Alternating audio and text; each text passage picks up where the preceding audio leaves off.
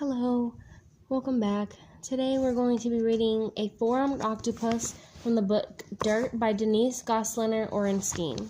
We're starting on page 4, which is the start of the chapter. That fall, school started earlier than usual, something that I found to be irritating, to say the least.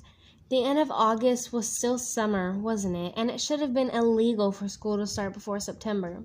The school hallways had their musty smell, and light bulbs in the stairways still flickered on and off, and the kids were already waiting to find anyone who was different. That someone seemed to be me. On the Friday morning before Labor Day weekend, I stomped briskly up Robert Forrest Middle School's concrete steps and through the double front doors.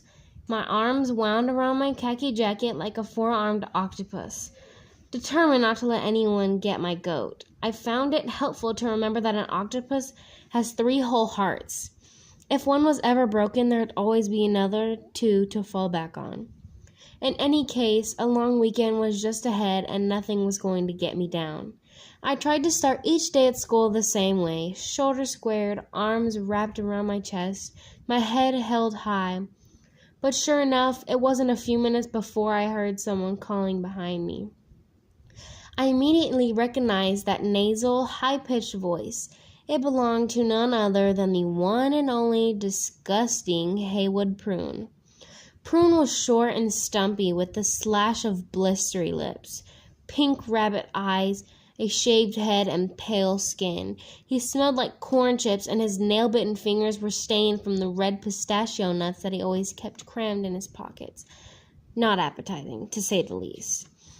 I'd known Haywood Prune since kindergarten. Lucky me. And peculiar that such a shrunken varmint turned out to be the biggest bully of my life. How did that even happen? It wasn't as if I couldn't take care of myself or was easily pushed around. Hardly. I was tough as they come. Yet Prune somehow knew how to make my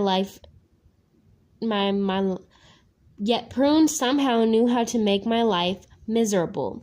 "What you doin', Miss Deaf and Dumb?" His words smashed against my back like hard-packed snowballs as I walked down the hall. I may have dropped my head just a little. I may have picked up my pace just a tad. Prune chortled. His ugly laugh sounded like a smelly hyena's, although I had never actually heard or seen a hyena in person before. Actually, maybe they weren't smelly at all.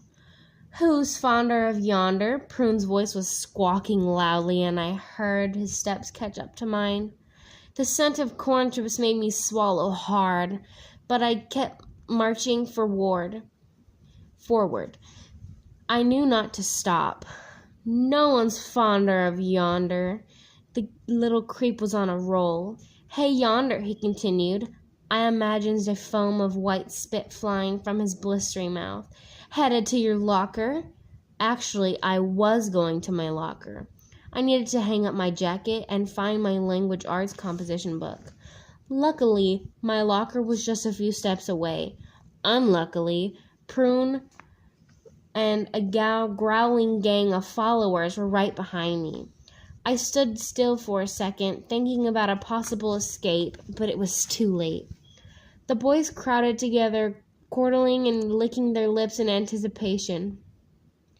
Maybe some stupid Robert Frost teacher or even Principal Flint would make a surprise appearance to provide emergency assistance.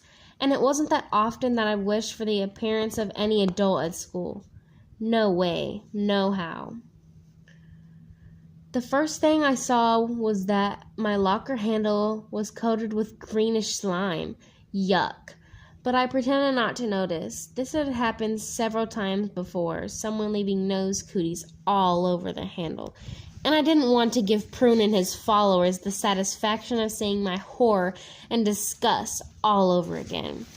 So I simply nudged the locker open with my elbow and reached inside for my book. I heard the mash of the boys behind me squeal. I felt dampness on my hands and looked down.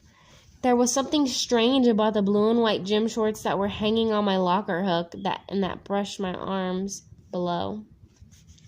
Yes, there was definitely an inky black mark of some kind, and a sharp, familiar odor filled my nostrils.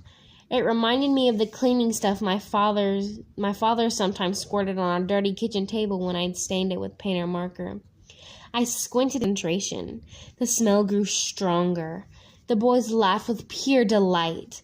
Oh, yonder! Prune was practically bent over in glee. Guess you won't be wearing your gym shorts today. And then Prune and his entire crew pranced gleefully in unison, just like they'd rehearsed their ugly dance in Miss Tisdale's Performing Arts Mobile Thank Trailer classroom. Mr. Tisdale had insisted we all learn the authentic version of the Virginia reel, something I was actually quite good at. Yonder can't wear her gym shorts, the mini mob chanted mindlessly. Clearly these nitwits were one sandwich short of a picnic. I looked down at my shorts again. That smell, and why were the shorts beginning to glob together? And it quickly became apparent that the pretty false silk fabric was attached to my hand. Yep, no doubt about it. The hems of my brand new gym shorts were covered with glue and pen ink, the very same cement glue and black ink we had used the day before to make our class Greek diorama. All at once I recognized the odor and felt the squish on my fingers.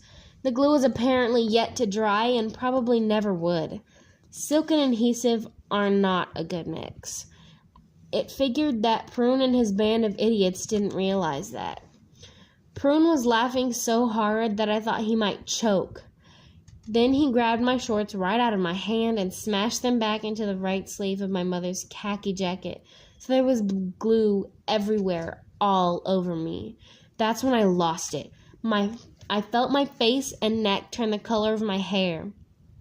I hate all of you, I screamed in my head. You're a bunch of pathetic losers. I spun around to face my enemies, throwing my composition book at Prune and then waving the gym shorts in front of my face like a weapon. Matadors in Spain have been known to use the exact same move in bullfights. To my surprise and relief, Prune and each and every one of his gang had somehow vanished. There wasn't a single fifth-grade delinquent in sight. Instead, to my surprise and distress, my previous wish from a few moments before came true right in front of my flushed face.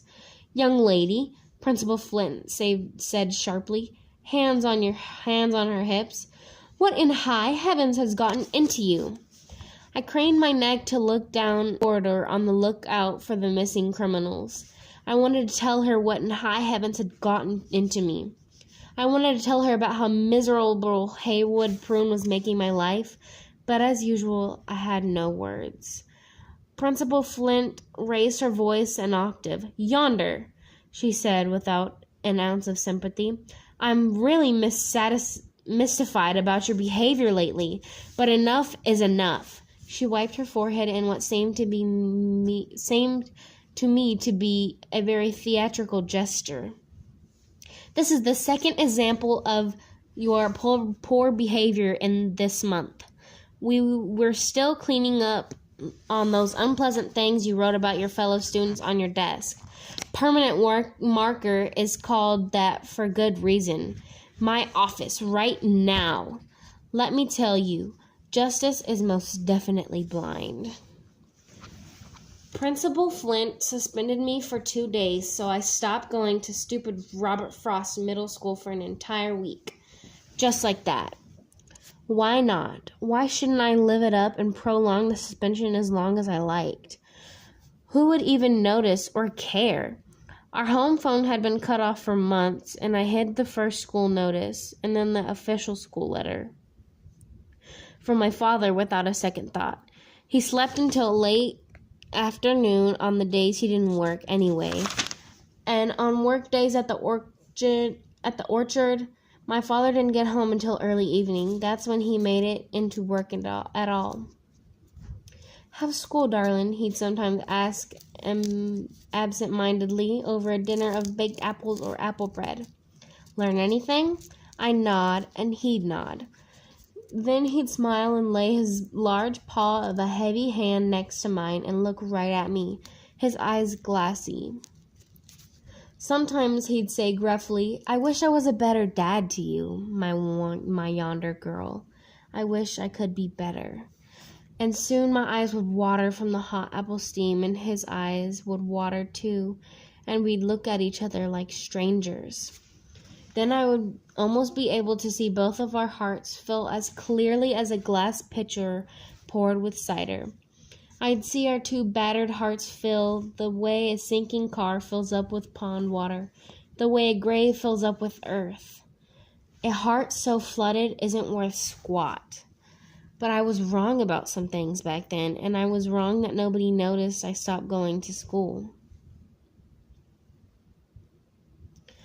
Okay, that's the end of that chapter, and that one took quite a bit longer. Thank you for listening, and The Beast Befriends Me is on its way soon. Thanks for listening. Bye.